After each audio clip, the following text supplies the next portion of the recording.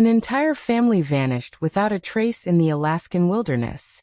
For 16 long years, everyone believed they had been swallowed by the harsh, unforgiving land. The endless stretches of frozen tundra, the towering mountains that scraped the sky, the forests so dense they could hide secrets forever. Alaska had claimed another family, or so everyone thought. But in 2007, a single maggot crawling from the rotting floorboards of their abandoned cabin would expose a truth so chilling, so unimaginable, that it would shake the very foundations of what everyone believed happened on that remote homestead. What really happened inside that isolated cabin? And why did it take 16 years for the wilderness to finally give up its darkest secret? The year was 1991. The Jameson family, Robert, his wife Sarah, and their 3 children, 12-year-old Michael, 8-year-old Emma, and 4-year-old little Tommy, had chosen to live completely off the grid. They had turned their backs on modern civilization, seeking something pure and untainted in the vast Alaskan wilderness. Their nearest neighbor was 30 miles away. The closest town, a tiny settlement called Fairfield, was over 50 miles of treacherous mountain roads. But when a potential buyer came to inspect their long-abandoned property in 2007, what he discovered beneath those warped wooden floorboards would transform this into one of Alaska's most haunting mysteries. The maggots weren't just feeding on decay. They were crawling up from a grave that had been hidden for over a decade. By the end of this story, you'll understand how a family that seemed to simply vanish into thin air had actually been harboring secrets that would shock even seasoned investigators. You'll see how a cold case, written off as another tragic wilderness accident, became something far more sinister. To understand what happened to the Jamesons, you have to understand who they were and why they chose to live so far from everything and everyone they had ever known. Robert Jameson was a man driven by conviction. At 38, he had grown disillusioned with what he called the poisoned world of modern society. He believed that cities were toxic, that the government couldn't be trusted, and that the only way to raise his children properly was to remove them completely from civilization's corrupting influence. Sarah Jameson, 34, had followed her husband into this isolation with a mixture of love and trepidation. She had been a nurse before they moved to Alaska, someone who thrived on helping others and being part of a community. The transition to complete solitude had been harder on her than she ever let Robert know. Their 3 children were being raised in a world most kids could never imagine. 12-year-old Michael was homeschooled by his mother and had become an expert at hunting and fishing. 8-year-old Emma spent her days helping with chores and reading the same few books over and over again. 4-year-old Tommy was too young to understand that their life was different, but even he could sense the weight of the isolation that pressed down on their small family. Their cabin sat in a clearing carved from dense pine forest, 43 miles from the nearest paved road. It was a sturdy structure that Robert had built with his own hands, thick log walls, a stone foundation, and a metal roof that could withstand the brutal Alaskan winters. Inside, it was surprisingly cozy. Sarah had made curtains from fabric she ordered through mail catalogs. The walls were lined with shelves holding preserved foods, books, and the few treasures they had brought from their old life. They had solar panels for minimal electricity, a well for water, and a generator for emergencies. Their lifeline to the outside world was an old pickup truck and a two-way radio that worked when atmospheric conditions were right. They received mail once a week when the postal carrier made the dangerous drive up the mountain road, weather permitting. The last time anyone from the outside world saw the Jameson family alive was October 15, 1991. The postal carrier, Jim Matthews, remembered the visit clearly because little Tommy had run out to greet him, something that rarely happened. The boy seemed excited about something. He kept talking about the treasure Daddy found in the ground. Jim thought it was just a child's imagination running wild. But what Jim didn't know was that Robert Jameson had indeed found something in the ground around their property. Something that had filled him with a terror so profound that it would drive him to desperate measures. Something that would explain the frantic letters he had been writing to environmental journalists, the soil samples he had been collecting, and the growing paranoia that had begun to consume him. When Jim Matthews drove away that October afternoon, He was the last outsider to see the Jameson family alive. Within days, their cabin would become as silent as a tomb, and the mystery of what happened to them would haunt Alaska for the next 16 years. But something had already gone terribly wrong inside that isolated cabin. The question wasn't whether the family would vanish. It was whether anyone would ever discover the truth about why. November 8, 1991. The first significant snowfall of the winter had blanketed the mountains in pristine white, and Robert's mother, Helen Jameson, was making her monthly journey to check on her son's family. At 73, Helen was a tough woman who had raised 5 children in Alaska and wasn't intimidated by rough roads or harsh weather. But as she pulled her truck into the clearing where the cabin sat, something felt wrong. The silence was the first thing that hit her. Usually, by the time she reached the cabin, she could hear sounds of life. Children playing, Sarah calling out a greeting, Robert chopping wood. But today there was nothing. Just the whisper of wind through the pine trees and the soft patter of snow falling on her windshield. Helen turned off her truck and stepped out, her boots crunching in the fresh snow. No smoke rose from the cabin's chimney, which was strange because November mornings in Alaska were bone-chillingly cold. She called out, "Robert?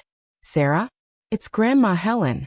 Her voice echoed off the surrounding trees, but no answering voices called back. As she approached the cabin, Helen's unease grew. The front porch, usually swept clean by Sarah's meticulous housekeeping, was covered in undisturbed snow. No footprints led to or from the door. It was as if no one had entered or left the cabin in days, perhaps weeks. Helen knocked firmly on the wooden door. "Robert? Sarah? Are you in there?" Nothing. She tried the handle and found it unlocked, something that would have been unthinkable in a family so concerned about security and self-reliance. The moment Helen stepped inside the cabin, she knew something was catastrophically wrong. The interior looked like a museum exhibit, frozen in time. The kitchen table was set for breakfast, with 5 place settings arranged perfectly. A pot of what had once been oatmeal sat on the wood stove, now covered with a thin layer of mold. Sarah's coffee cup sat half full beside the sink, a thin film of decay floating on the surface. In the living room, Tommy's toys were scattered across the floor exactly as he had left them. Wooden blocks spelling out incomplete words. A stuffed bear sitting in the corner as if waiting for its owner to return. Michael's homework lay open on a side table, math problems half completed in his careful handwriting. Emma's favorite book, Little House on the Prairie, sat open to page 47, a bookmark she had made from pressed flowers marking her place. Helen moved through the cabin with growing horror. The beds were all made with Sarah's characteristic precision. Clothes hung in the closets. Robert's rifles were secured in their locked cabinet. All of the family's winter gear, heavy coats, boots, gloves, hung on pegs by the door. If the family had left voluntarily, why would they have gone without their warmest clothes as winter approached? But the most disturbing discovery was in Robert and Sarah's bedroom. On Sarah's nightstand sat a letter, partially written in her careful handwriting. It was addressed to her sister in Seattle, and the first few lines read, "Dear Marie, I'm writing this because I need someone to know what's been happening here. Robert has been acting strange lately, collecting soil samples and talking about poison in the ground. He's been having nightmares, waking up screaming about the children getting sick. I'm scared." The letter ended mid-sentence, the pen lying beside the paper as if Sarah had been interrupted in the middle of writing. Helen searched every room, every closet, every corner of the cabin. She called their names until her voice was hoarse. But the truth was undeniable. The Jameson family had simply vanished. The only thing missing from the entire homestead was their truck, a blue 1985 Ford pickup that had been their sole connection to the outside world. If they had left in the truck, where had they gone? And why had they left behind everything they would need to survive an Alaskan winter? Helen stood in the middle of the empty cabin as snow continued to fall outside. And for the first time in her 73 years, she felt truly afraid. Not afraid of the wilderness or the isolation, but afraid of what might have happened to her family in this place that had seemed so safe, so removed from the dangers of the world. She locked the cabin door behind her and drove as fast as she dared down the mountain road to contact the state troopers. But even as she raced toward help, Helen couldn't shake the feeling that she was already too late. That whatever had happened to Robert, Sarah, and the children had happened days or even weeks ago, and she had been calling out to ghosts in an empty house. Within hours of Helen's frantic call to the Alaska State Troopers, the machinery of a massive search and rescue operation began to mobilize. Sergeant Tom Bradley, a 20-year veteran of wilderness searches, arrived at the Jameson cabin as the first responding officer. What he found there confirmed Helen's worst fears and launched one of the most extensive missing persons investigations in Alaskan history. Bradley immediately recognized the signs of a family that had vanished without preparation. The unlocked door, the complete winter gear left behind, the half-finished letter. None of it fit the pattern of a planned departure. He secured the scene and called for backup, knowing that time was the enemy in any wilderness emergency. November temperatures in this part of Alaska could kill an unprepared person in hours. And if the Jamesons were stranded somewhere without proper clothing, every minute counted. By the next morning, search teams had assembled from across the state.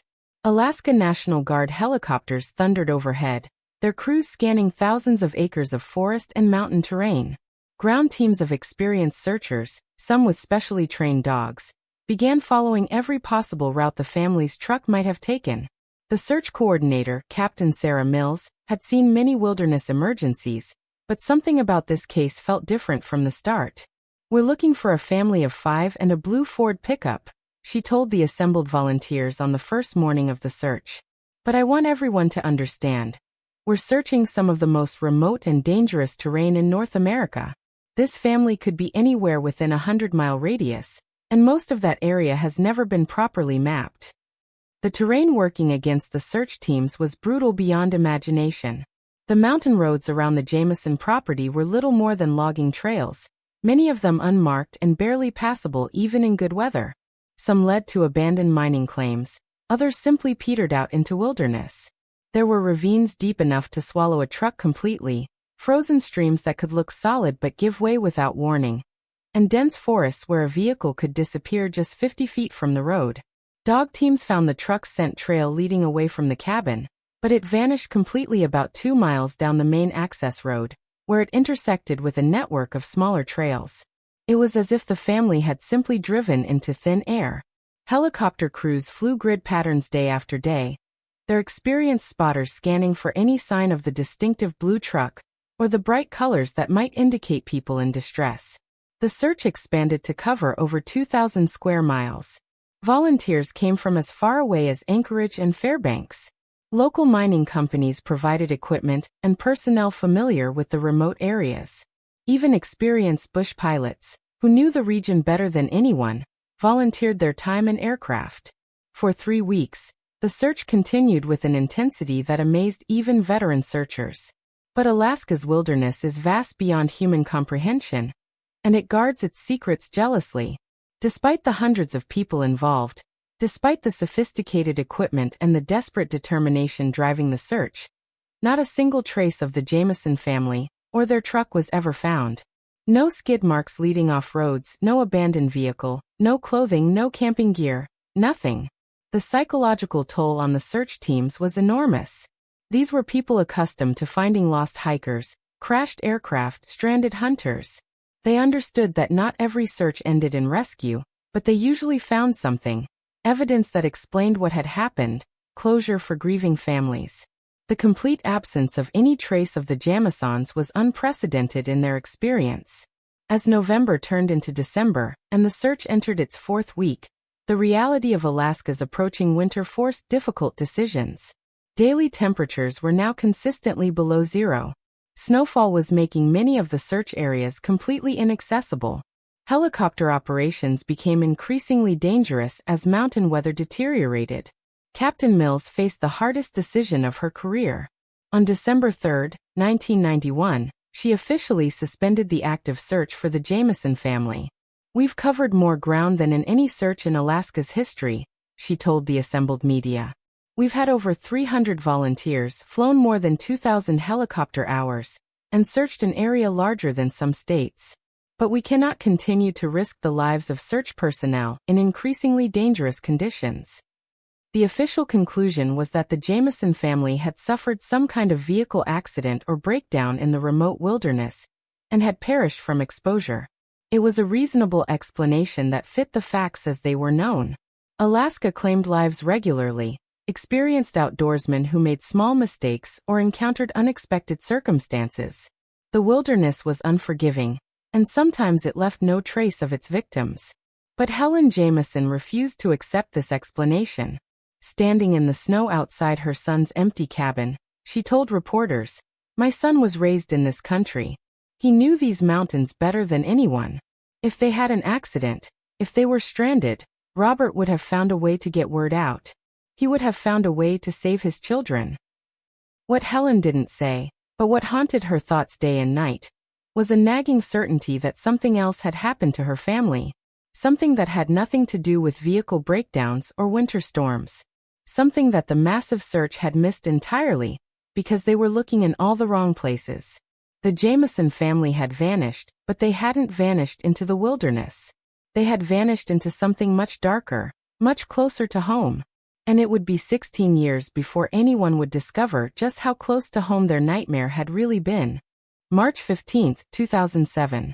David Chin arrived at the Jamieson property on a clear, cold morning, accompanied by a building inspector and a contractor who specialized in remote construction. The snow was still deep, but the access road had been plowed, and Chin was eager to examine the cabin's structural integrity before completing his purchase. The interior of the cabin was exactly as it had been left 16 years earlier. A frozen tableau of interrupted lives that made all three men uncomfortable. Chin tried to focus on the practical matters. The condition of the walls, the integrity of the roof, the viability of the plumbing and electrical systems. But it was impossible to ignore the personal belongings that still filled every room. The sense that the family might return at any moment. "It's like a museum," the inspector, Mike Torres, commented as he examined the wood stove. "Everything's perfectly preserved." Chun nodded, but his attention was drawn to the floor beneath his feet. Several of the wide pine boards were visibly warped, and he could feel them flex slightly when he walked across them. This wasn't uncommon in Alaska. The extreme temperature variations and moisture changes could wreak havoc on wooden structures. But if he was going to live here, the flooring would need to be addressed. "Let's check the foundation," Chin told his contractor, Jim Walsh. "I want to know what we're dealing with under here." Walsh began examining the floorboards more closely, testing for soft spots and checking the spacing between boards. In the master bedroom, he found several boards that were severely warped, with gaps wide enough to see into the crawl space below. As he knelt down to peer through one of the gaps, something caught his eye. "Hey Dave," Walsh called out. "Come look at this." Chin joined Walsh beside the warped floorboard. Following the contractor's pointing finger, he could see into the dark space beneath the cabin. At first, everything looked normal. The underside of the floor joists, some old insulation, the dirt foundation. But then he saw movement. Small white shapes were wriggling up through a crack between two floorboards. At first glance, they looked like rice grains, but as Chun watched more closely, he realized they were moving with the distinctive writhing motion of maggots. "That's not good," Torres said, joining them. "Looks like something died under there. Probably a raccoon or maybe a deer that crawled in and couldn't get out." But as they watched, more maggots emerged from the crack, and the smell that rose from beneath the floorboards was unlike anything any of them had encountered before. It wasn't the clean scent of a recently deceased animal. It was the thick, cloying odor of something that had been decomposing for a very long time. Walsh went to his truck and returned with a crowbar and flashlight. "We need to pull up some of these boards and see what's down there," he told Chin. "If there's a major carcass rotting under your floor, you'll need to deal with it before you can live here." Chin felt his stomach turn as Walsh began prying up the warped floorboards. The smell intensified immediately, and more maggots poured out of the exposed gap. But as Walsh shined his flashlight into the crawl space, what he saw made him drop the tool and stumble backward. "Jesus Christ," Walsh whispered. "That's not an animal." Chin forced himself to look into the hole where the floorboard had been removed. In the beam of the fallen flashlight, partially obscured by nearly 2 decades of decay, and the writhing mass of insects feeding on it, was unmistakably human remains. But these weren't the remains of someone who had died recently. This was a body that had been decomposing in the dark, enclosed space beneath the cabin for many years. Torres was already on his cell phone calling 911. "We need state troopers and a coroner at the old Jameson place," he told the dispatcher. "We've found human remains." Chen stood in the middle of the cabin, his mind reeling. The Jameson family had vanished 16 years ago, and everyone had assumed they had died somewhere in the vast Alaskan wilderness. But now it appeared that at least one member of the family had never left the property at all. Someone had been buried beneath the floorboards of their own home, hidden so well that hundreds of searchers had walked over the grave without ever suspecting its existence. As they waited for the authorities to arrive, Chen found himself looking at the cabin with completely different eyes. This wasn't just an abandoned homestead. It was a crime scene that had been concealed for over a decade. Every room, every piece of furniture, every personal belonging took on sinister new significance. "How is this possible?" Chen asked Torres. "How could the search teams miss something like this?" Torres shook his head grimly. They were looking for a family that had driven away and gotten lost in the wilderness. Nobody thought to search under the floorboards of their own house. Why would they? If you're looking for missing people, you look where missing people go, not where they live. Within an hour, the cabin was surrounded by state trooper vehicles and the coroner's van. Detective Linda Hayes, who had worked dozens of homicide cases during her 20-year career, took charge of the scene. But even she was unprepared for what the forensic team would uncover in the days that followed. The body beneath the floorboards was that of Sarah Jameson, positively identified through dental records. She had been shot once in the head at close range with a high-powered rifle. The weapon that killed her was found buried alongside her body, a .30-06 hunting rifle registered to her husband, Robert Jameson. The discovery changed everything about the case. This was no longer a missing persons investigation or a wilderness accident. This was murder. And the prime suspect was a man who had vanished 16 years ago along with his 3 children, leaving his wife's body hidden beneath the floor of their isolated cabin. But if Robert Jameson had killed his wife and buried her under their home, what had happened to him and the children? Were they victims of his violence as well, their bodies hidden somewhere else on the property? Or were they accomplices who had helped cover up the crime before disappearing into new identities? The maggots that had led to Sarah's discovery represented more than just the end of a 16-year mystery. They marked the beginning of a new investigation that would prove even more disturbing than the original disappearance. Because now the police had to consider the possibility that they were dealing with a man who had murdered his own wife and might have done the same to his children. The forensic investigation of the Jameson property became the most comprehensive crime scene analysis in Alaska's history.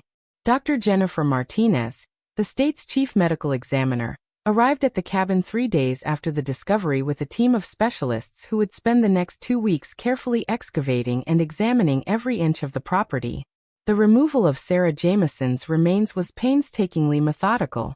The body had been wrapped in a blue tarp and placed in a shallow grave that had been dug directly into the dirt floor of the crawl space.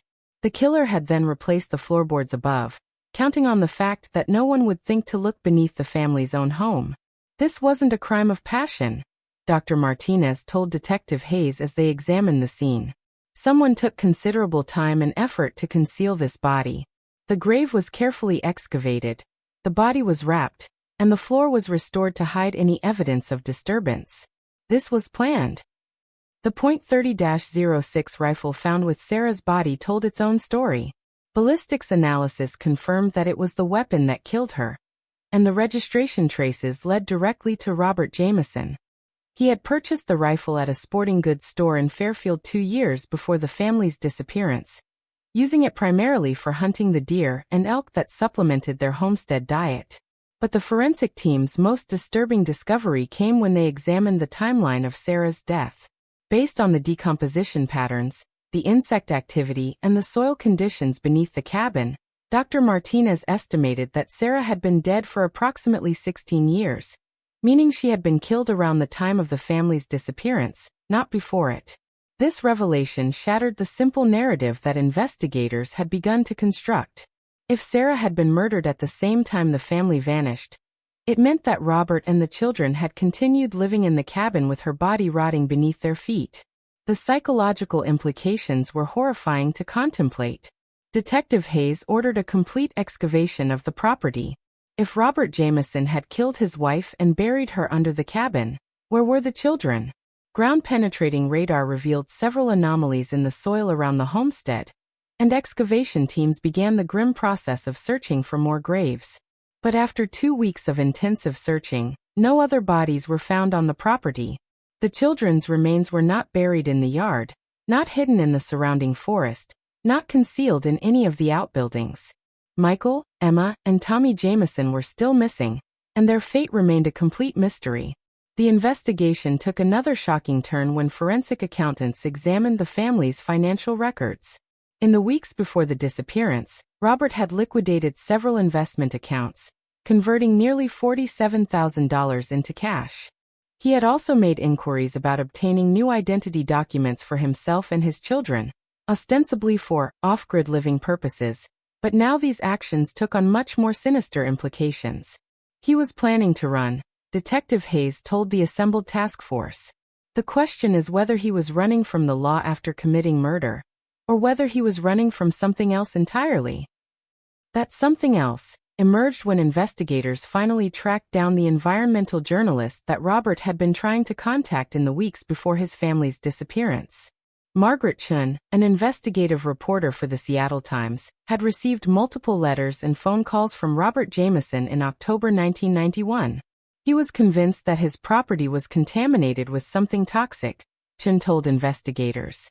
He kept sending me soil samples and talking about government cover-ups. Honestly, I thought he was probably paranoid, maybe suffering from some kind of mental breakdown. I never followed up on his story. The soil samples that Robert had collected were still in Margaret Chen's files, forgotten for 16 years. When the Alaska Bureau of Investigation had them analyzed, the results were startling. The soil around the Jameson property contained elevated levels of heavy metals and industrial chemicals consistent with illegal dumping of toxic waste. Further investigation revealed that in the 1970s and early 1980s, several mining companies had been operating in the area under environmental regulations that were far less strict than modern standards. There were no records of where their chemical waste had been disposed of, and it was entirely possible that the Jameson property had been used as an unofficial dump site without their knowledge. Robert Jameson wasn't paranoid, Dr. Martinez concluded. He had discovered that his family was living on contaminated land. His youngest child had been sick, and he believed it was because of environmental poisoning. He was trying to expose what he had found. But this revelation only deepened the mystery surrounding Sarah's murder. If Robert was genuinely trying to protect his family from environmental contamination, why had he killed his wife? Had the stress of the discovery driven him to violence? Had Sarah opposed his plans to leave their homestead? Or was there something else entirely that had triggered the tragic events of October 1991? The most haunting piece of evidence discovered during the investigation was Sarah's unfinished letter to her sister. Forensic analysis of the handwriting and ink revealed that it had been written on October 22, 1991, 2 days after Robert's final journal entry, and just days before the family's disappearance. The letter read, "Dear Marie, I'm writing this because I need someone to know what's been happening here. Robert has been acting strange lately, collecting soil samples and talking about poison in the ground. He's been having nightmares, waking up screaming about the children getting sick. I'm scared that he's having some kind of breakdown. Yesterday he talked about taking the children and leaving Alaska immediately. He won't listen to reason. He says people are watching us, that we're all going to die if we stay here. I don't know what to do. I love him, but I'm frightened of what he might." The sentence ended abruptly, but the implication was clear. Sarah had been afraid of her husband in the final days before her death. She had recognized that his environmental fears might be pushing him toward dangerous decisions. But she had never finished the letter, never sent it, never got the help she was reaching out for. The forensic evidence painted a picture of a family in crisis, but it still couldn't answer the central question. What had happened to Robert, Michael, Emma, and Tommy Jameson? The blood evidence in the cabin showed that Sarah had been killed in the master bedroom, but there were no signs of struggle elsewhere in the house. No evidence that the children had been harmed. Had Robert murdered his wife in a moment of madness, and then fled with the children? Were Michael, Emma, and Tommy living somewhere else with new identities? unaware that their mother's body had been hidden beneath their former home? Or had something even more sinister occurred on that remote homestead in the final days of October 1991? The investigation into Sarah Jamison's murder and her family's disappearance became one of the most complex cases in Alaska's criminal history, but despite the dedicated efforts of dozens of investigators, forensic experts, and analysts, crucial questions remained unanswered. The case officially remained open, but by 2009, 2 years after the discovery of Sarah's body, the active investigation had reached a standstill. Detective Hayes found herself haunted by the contradictions in the evidence. The forensic facts painted Robert Jamison as his wife's killer. The murder weapon was registered to him, the body was buried on his property, and he had fled with their children immediately after the crime. But the psychological profile didn't fit the pattern of a typical family annihilator. Most men who kill their wives and children do it in a rage, and they usually kill themselves afterward. Dr. Patricia Vance, a criminal psychologist consulted on the case, explained to the task force. But Robert Jamison took elaborate steps to hide Sarah's body, liquidated his assets, and disappeared with the children. That suggests planning and self-preservation instincts that are inconsistent with a typical domestic murder. The environmental contamination angle added another layer of complexity to the case. Independent testing confirmed that the soil around the Jamison property contained dangerous levels of industrial toxins that could indeed cause the health problems Robert had documented. His fears for his children's safety weren't paranoid delusions. They were based on legitimate environmental hazards that posed real threats to his family's well-being. He was a man trying to save his children from what he believed was a deadly situation. Hayes reflected in her final case report. But somewhere in that desperation, something went catastrophically wrong. The most heartbreaking aspect of the investigation was the continued absence of Michael, Emma, and Tommy Jamison. Despite nationwide alerts, database searches, and age progression photographs distributed through the National Center for Missing and Exploited Children, no trace of the 3 children was ever found. In 2010, Helen Jamison died at the age of 91, never having learned the truth about what happened to her grandchildren. Her final words to Detective Hayes were a plea. "Promise me you won't stop looking for them. They were innocent children. Whatever Robert did, they didn't deserve to pay for it."